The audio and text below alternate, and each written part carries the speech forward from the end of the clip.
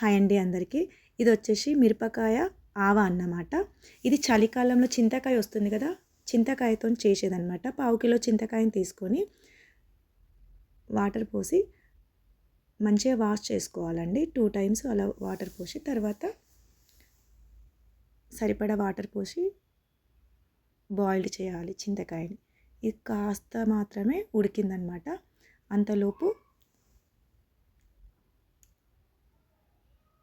కడాయి తీసుకొని half tea glass ఆవాలను వేయించి పక్కన పెట్టుకోవాలి. తర్వాత టీ గ్లాస్ నువ్వులు కొన్ని వాటర్ పోసి వేయించాలండి, మంచిగా వేగుతాయి. అలా వేయించిన తర్వాత ఇది కూడా పౌడర్ పట్టుకోవాలండి. ఇది చలికాలంలో మాత్రమే చేసుకుంటారండి.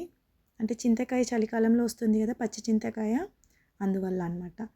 సో ఇవి రెండు వేగిపోయాయి. చల్లారిన తర్వాత మిక్సీ పట్టుకోవాలి. అంతలోపు ఇది మంచిగా ఉడికిపోయిందనమాట చింతకాయ, అది చల్లారనివ్వాలి. ఇవి రెండింటిని గ్రైండ్ చేసుకొని ఆ తర్వాత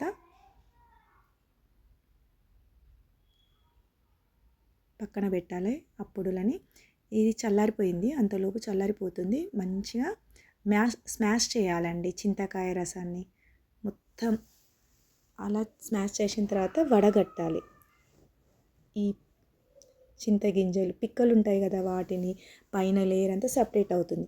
అప్పుడు ఆ తర్వాత రసాన్ని పక్కన పెట్టి మళ్ళీ గ్రైండర్ బౌల్లో ఆవపిండి, నువ్వుల పిండి, సరిపడా ఉప్పు వేసి ఈ చింతకాయ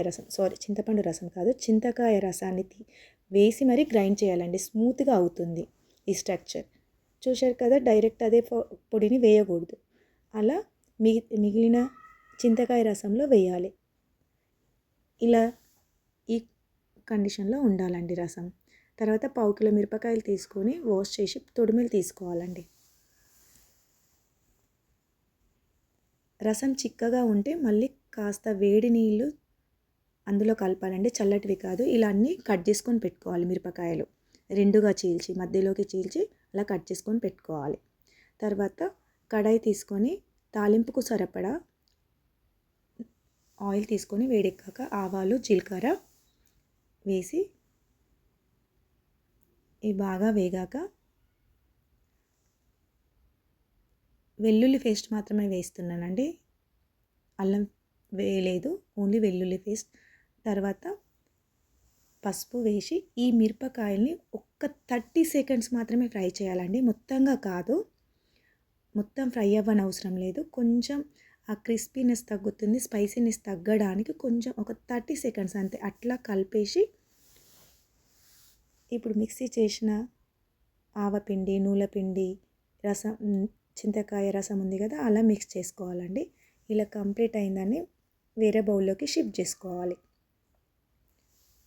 ఈ చింతకాయ ఆవ వండే తర్వాత వేడివేడి అన్నంలో టేస్ట్ చేయాలండి, చాలా బాగుంటుంది. Thank you for watching. Subscribe my channel.